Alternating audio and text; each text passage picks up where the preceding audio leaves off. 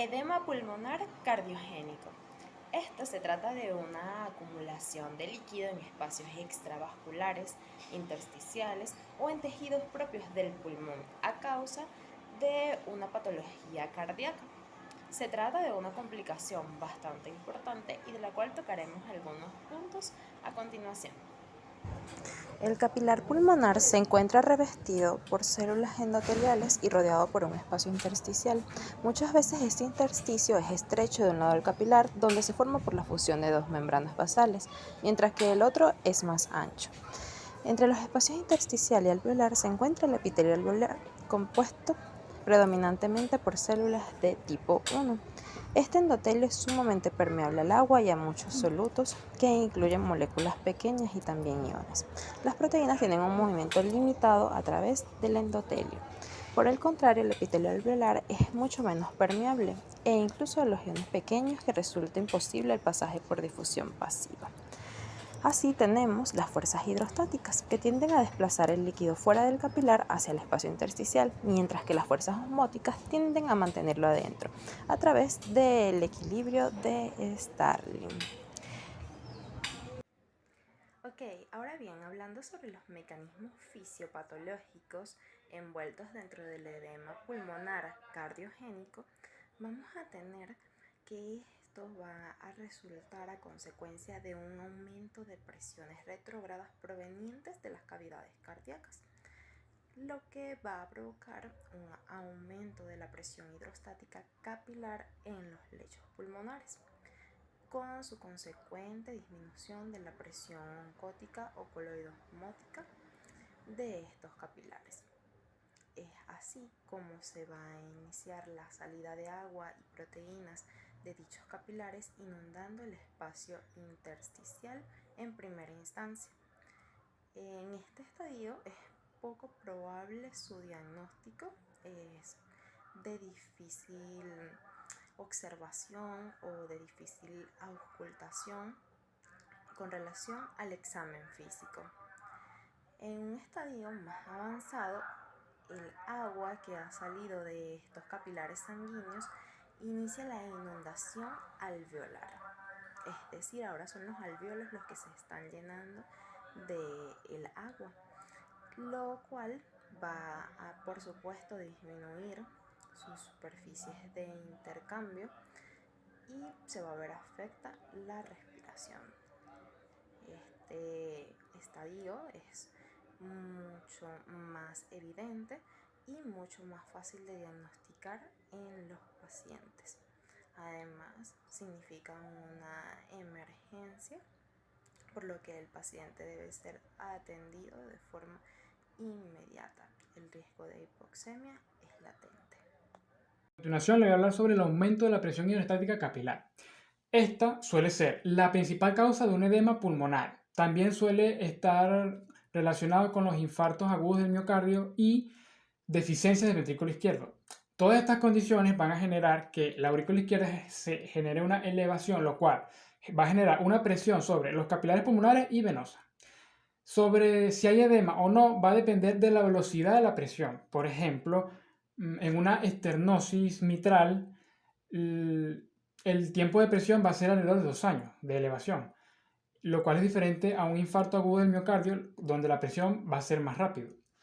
En cuanto a las funciones de los capilares o pulmonares, no se suelen hacer función extensa sobre los pulmones, ya que las áreas afectadas suelen ser las áreas mecánicas y las áreas de intercambio gaseoso.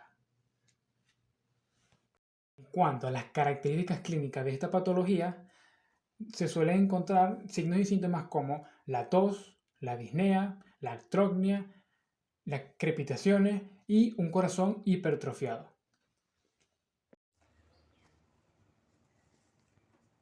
La mecánica. El edema pulmonar reduce la distensibilidad del pulmón y desplaza la curva de presión-volumen hacia abajo y hacia la derecha.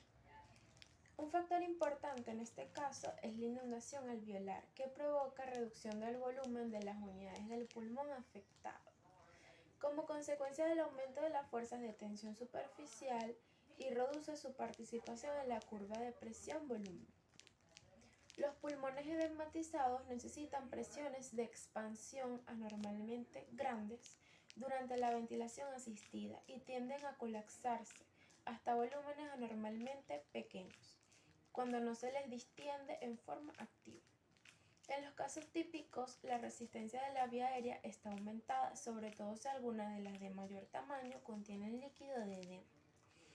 Es posible que en ausencia de edema alveolar, el edema intersticial aumente la resistencia de las vías aéreas pequeñas como resultado de la formación de un manguito peribronquial.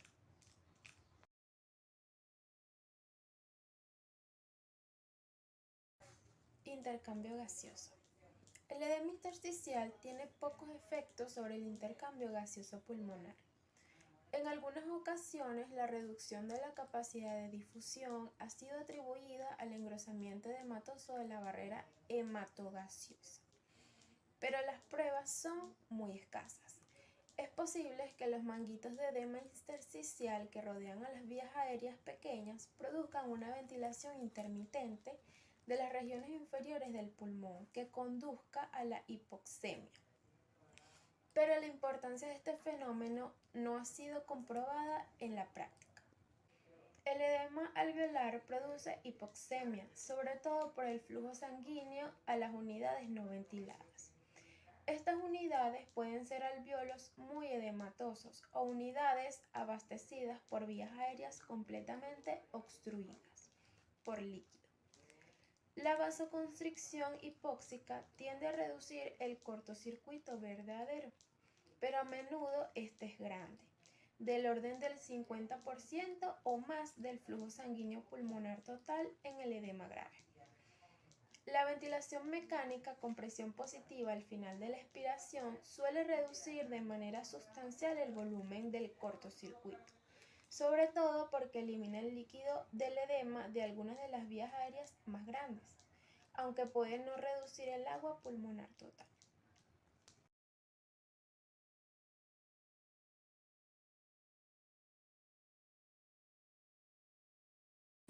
Hola, buenas. Mi nombre es Linda Martínez Ávila y yo voy a hablar sobre el control de la ventilación y circulación pulmonar.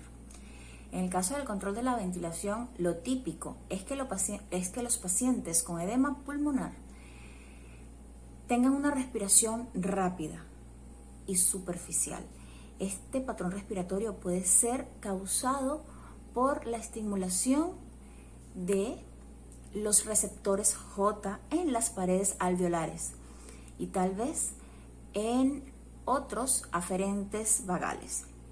El patrón de la ventilación rápida reduce al mínimo el trabajo respiratorio elástico anormalmente. También hay hipoxemia arterial, que es otro estímulo de la respiración.